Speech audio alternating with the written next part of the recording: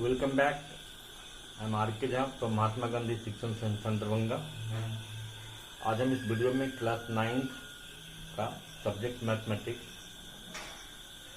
आज हम इस सेशन में नया चैप्टर शुरू कर रहे हैं। चैप्टर का नाम है क्वाड्रिलेटरल्स।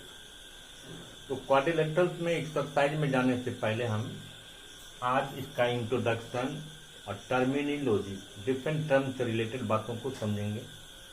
तो चलिए शुरू करते हैं। तो सबसे पहले तो हम ये समझेंगे कि क्वाड्रिलेटरल होता क्या है। तो क्वाड्रिलेटरल एक पॉलीगन है, एक क्लोज्ड फिगर है जो 4 लाइन सेगमेंट से बाउंडेड होता है। इसलिए हम क्वाड्रिलेटरल का डेफिनेशन क्या देंगे, एक closed figure bounded by 4 line segment. ठीक है। फिर क्वाड्रिलेटरल के टर्म आते हैं। इसमें सबसे पहला है वर्टिसेस, जिसको हम वर्टेक्स कहते हैं। तो वर्टिसेस प्लूरल है और वर्टेक्स सिंगुलर है। तो क्वाड्रिलेटरल के 4 वर्टेक्स होते हैं। तो क्वाड्रिलेटरल में जो 4 लाइन सेगमेंट होता है, तो at a time 2 line segment एक पॉइंट पर मीट करता है। तो जिस पॉइंट पर मीट करता है उसको हम वर्टेक्स कहते हैं। और इस तरह से एक क्वाड्रिलेटरल में 4 वर्टेक्स होते हैं। अगर सपोज कीजिए कि हम ये फिगर बनाए, देखिए क्लोज फिगर है, इसमें ए बी सी और डी को हम वर्टेक्स कहेंगे। और उसमें जो 4 लाइन सेगमेंट है उसको हम साइड या आर्म्स कहेंगे। इसके साइड क्या है, A B, B C, C D और ए डी, ये 4 साइड्स हैं या आर्म्स हैं। तो हमने इसको यहां देखिए पहले क्वाड्रिलेटरल का डेफिनेशन लिखा है, एक close figure bounded by 4 line segment. Vertices मतलब जिस पॉइंट पर 2 लाइन सेगमेंट मीट करता है। तो वर्टिसेस क्या है, ए बी सी डी है। अब साइड किसको कहते हैं, जो उसके चारों आर्म है, चारों लाइन सेगमेंट है, उसको हम आर्म कहते हैं या साइड्स करते हैं। तो A B C C D और डी ए, आप इसको डी ए कहे चाहे ए डी कहिए, इसको आप ए बी कहिए चाहे बी ए कहिए, एक ही बात होगी। एडजस्टेंट साइड्स, एडजस्टेंट का मतलब होता है कॉन्सिक्यूटिव। कॉन्सिक्यूटिव का मतलब लगातार। अगर हम किसी भी क्लॉकवाइज या एंटी क्लॉकवाइज अगर मूव करेंगे तो एट ए टाइम हमको 2 साइड जो लगातार मिलेगा वो एडजस्टेंट साइड्स होगा। या अगर जो लगातार 2 एंगल मिलेगा वो एडजस्टेंट एंगल्स होगा। ठीक है। ऐसे अगर हम घूमेंगे तो ए बी और बी सी एडजस्टेंट साइड्स होगा, बी सी और सी डी एडजस्टेंट साइड्स होगा, सी डी और डी ए एडजस्टेंट साइड्स होगा, डी ए और ए बी एडजस्टेंट साइड्स होगा। लेकिन एडजस्टेंट साइड्स का जब डिफिनेशन देना होता है तो हम देते हैं कि 2 sides are said to be adjacent और consecutive if they have 1 common angle. उसके एक एंगल कॉमन, जैसे हम ए बी और बी सी बोलते हैं तो ए बी और बी सी के बीच में ये एंगल बी आता है, तो एंगल बी कॉमन है। तो किसी भी 2 साइड का जब एक एंगल कॉमन होगा तो जिस 2 साइड का एक एंगल कॉमन होगा वो दोनों साइड एडजस्टेंट साइड्स होगा। एंगल ए और एंगल बी एडजस्टेंट एंगल हो गया। तो एंगल ए में भी ए बी आता है और एंगल बी में भी ए बी आता है। तो कोई भी 2 एंगल जिसको हम एडजस्टेंट कहेंगे बशर्ते उसका कोई एक आर्म कॉमन हो। तो 2 angles are said to be adjacent angles if they have 1 common side या आर्म। क्लियर। अब अपोजिट साइड है, तो आमने सामने का जो साइड है उसको हम अपोजिट साइड कहेंगे। जैसे ए बी का डी सी है, इसका ये साइड है यानी ए डी का बी सी है। ठीक है। अब अगर अपोजिट एंगल होगा तो आमने सामने के जो एंगल हैं उसको हम अपोजिट एंगल्स कहेंगे। ए का अपोजिट एंगल सी हुआ, बी का डी हो गया। क्लियर। तो अब vertices, side, adjacent angle, opposite side, opposite angle. अब बच गया डायगोनल। तो जब हम अपोजिट वर्टेक्स को ज्वाइन करते हैं उसमें जो लाइन सेगमेंट आता है या अपोजिट वर्टेक्स को ज्वाइन करने के बाद जो लाइन सेगमेंट बना उसको हम डायगोनल कहेंगे। और एक क्वाड्रिलेटरल के 2 डायगोनल्स होते हैं। जैसे हम ए सी को ज्वाइन करेंगे तो ए सी और बी डी को ज्वाइन करेंगे तो बी डी, 2 डायगोनल्स होते हैं। क्लियर। अब है टाइप्स ऑफ क्वाड्रिलेटरल। तो क्वाड्रिलेटरल का मतलब हुआ कि क्लोज फिगर जो किसी भी तरह का हो बट उसमें 4 लाइन सेगमेंट हो और वो क्लोज हो तो वो क्वाड्रिलेटरल होगा। तो क्वाड्रिलेटरल वेरियस टाइप्स के होते हैं, जिसमें सबसे पहला हमने पैरेललोग्राम लिखा है। पैरेललोग्राम है, रेक्टेंगल है, स्क्वायर है, रोम्बस है, ट्रेपेजियम है, आइसोसेलेस ट्रेपेजियम है, कैट है। इसको हम क्वाड्रिलेटरल ही करते हैं। तो अब हम इसमें सबको बारी बारी से समझेंगे। सबसे पहला है कि पैरेललोग्राम क्या है। तो देखिए कि अगर हम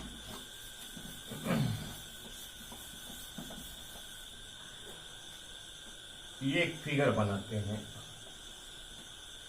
ए बी सी डी, इस ए बी सी डी में अगर ये साइड अपोजिट साइड अगर पैरेलल है, ए बी का पैरेलल डी सी है और ए डी का पैरेलल बी सी है, तो हम इसको पैरेललोग्राम कहेंगे।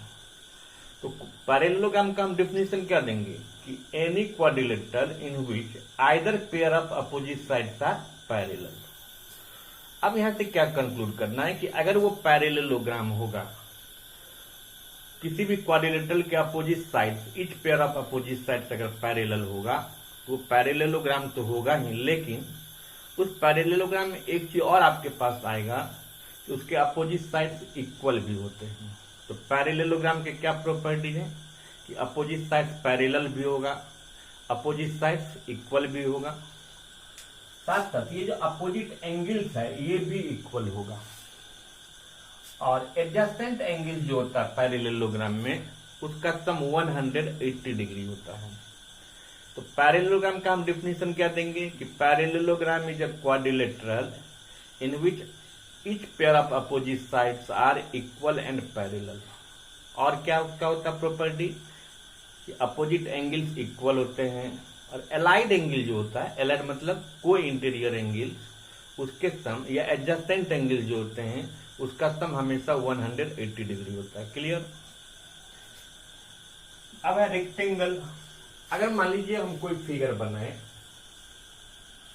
तो पैरेललोग्राम में अपोजिट एंगल्स इक्वल होता है, लेकिन कोई जरूरी नहीं है।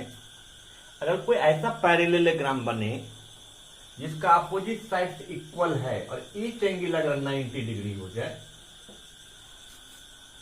पैरेललोग्राम है कोई और उसका अगर ईच एंगल 90 डिग्री हो जाए तो हम उसको क्या कहेंगे कि वो एक रेक्टेंगल है। दस rectangle is a parallelogram in which all angles are right, या rectangle is a quadrilateral in which each pair of opposite sides are equal, parallel and each angle is of 90 degree। ठीक है। उसके बाद हमें square.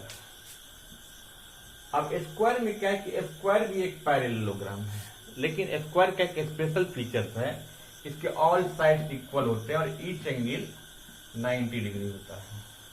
Rectangle का दोनों diagonals equal होता है, स्क्वायर के भी दोनों डायगोनल्स इक्वल होते हैं, लेकिन रेक्टेंगल में ये जो आप डायगोनल ड्रॉ करोगे तो ये एंगल बाइसेक्ट नहीं होता है, बट स्क्वायर का दोनों डायगोनल्स इक्वल होता है।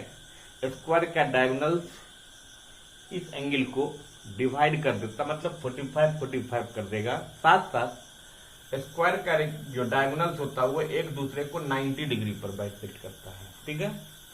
तो all square is a rectangle, all square is a parallelogram, all parallelogram is not a rectangle, all rectangle is not a square but all square is a rectangle, all square is a parallelogram, all square is a quadrilateral, all rectangle is a parallelogram but all parallelogram is not a rectangle, all rectangle is quadrilateral but all quadrilateral is not a rectangle. ठीक है।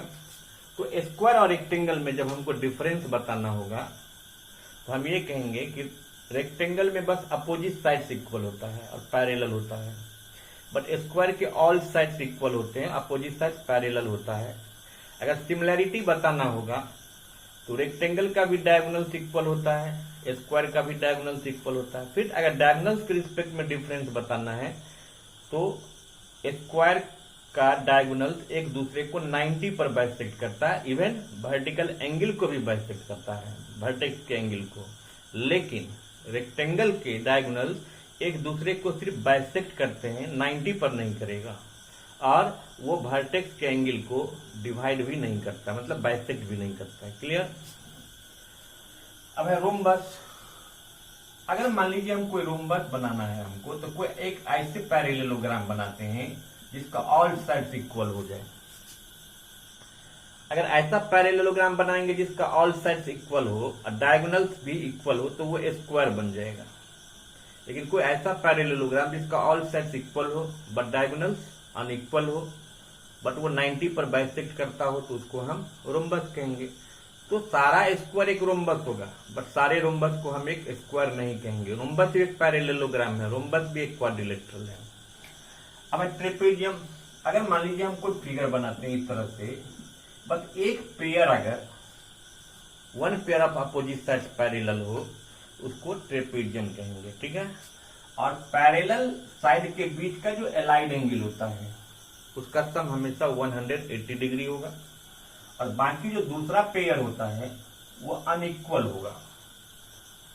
Non parallel भी हो सकता है, unequal भी हो सकता है और इक्वल भी हो सकता है। अगर नॉन पैरेलल साइड अगर अनइक्वल है तो सिंपली आप उसको ट्रेपेजियम कहिए, और किसी ट्रेपेजियम का नॉन पैरेलल साइड इक्वल है उसको हम आइसोसेलेस ट्रेपेजियम कहेंगे। क्लियर? अब है कैट। कैट में क्या होता है कि एडजस्टेंट साइड इक्वल होता है, ये इसके बराबर होगा, ये इसके बराबर होगा, बट अपोजिट साइड इक्वल नहीं होगा। तो kite is a quadrilateral in which adjacent sides are equal but opposite sides are unequal. अब इसके बाद हम समझेंगे कि क्वाड्रिलेटरल्स में 4 एंगल्स होते हैं। ट्रायंगल्स में आप जान चुके हैं कि ट्रायंगल्स के तीनों एंगल्स के सम 180 होते हैं, और क्वाड्रिलेटरल के चारों एंगल्स का सम 360 होता है, और इसको हमें प्रूफ करना होगा। तो चलते हैं प्रूफ कैसे करेंगे कि किसी भी क्वाड्रिलेटरल के चारों एंगल का सम 4 राइट एंगल होता है, मतलब 360 डिग्री होता है, या 2 सप्लीमेंट्री एंगल्स होता है। तो देखिए कैसे प्रूफ करेंगे इसको। अब हमको किसी क्वाड्रिलेटरल में अगर ये प्रूफ करना है कि क्वाड्रिलेटरल के चारों एंगल का सम 360 होता है, तो देखिए हम यहाँ ABCD एक क्वाड्रिलेटरल बनाए हैं, और किसी भी क्वाड्रिलेटरल में अगर हम एक डायगोनल को ज्वाइन कर देंगे तो क्वाड्रिलेटरल के अंदर 2 ट्रायंगल बन जाएगा। और हम जानते हैं कि ट्रायंगल्स के तीनों एंगल का सम 180 होता है। तो इस ट्रायंगल का 180 और इस ट्रायंगल का 180 और 180 मिला के 360, यानी 4 राइट एंगल हो जाएगा। इस तरह से क्वेश्चन प्रूव होगा। देखिए हम कैसे लिखेंगे इसको। सबसे पहले आप गिवन में लिखेंगे कि ABCD मान लीजिए क्वाड्रिलेटरल दिया है, क्या प्रूफ करना है कि चारों एंगल का सम 360 होगा, मतलब A + B + C + D 360 होगा। एक कंस्ट्रक्शन कर दिए, AC को ज्वाइन कर दीजिए, आप BD को भी ज्वाइन कर सकते हैं। अब कंस्ट्रक्शन करने के बाद हमको 2 ट्रायंगल मिलेगा, एक ADC और एक ABC। बारी बारी से हम पहले ADC में 1 को 2 को और 5 को, यानी तीनों एंगल को जोड़ेंगे तो 180 होगा, angle sum property of triangle. Similarly हम ABC में जाएंगे तो भी 3, 4 और 6 मिला के 180 होगा। इसको हम 2 इक्वेशन में अरेंज कर लेंगे, फिर दोनों इक्वेशन को जोड़ देंगे। LHS में LHS को जोड़ते चलिए, 1 + 3 + 2 + 4 + 5 + 6 = 180 + 180 लिख दिए। अब ये 1 और 3 मिला के A बन गया ना, ये पूरा A बन गया। फिर 2 और 4 मिला के एंगल 3 बन गया। एंगल 5 का पूरा नाम दे दीजिए, असली नाम D, और 6 का नाम B दे दीजिए 360। इस तरह से A + C + D + B = 360 आ गया। बट हम इसको अरेंज कर दिया, अब A + B + C + D = 360 degree. और इस तरह से हम कह सकते हैं कि किसी भी क्वाड्रिलेटरल के चारों एंगल का सम 360 होता है। क्लियर? तो फिर इसी बेसिस पर हम इसका फर्स्ट एक्सरसाइज जो है एक्सरसाइज 8.1 उसको हम लोग बनाएंगे। चलिए अगले सेशन में हम फिर एक्सरसाइज शुरू करेंगे। Thank you.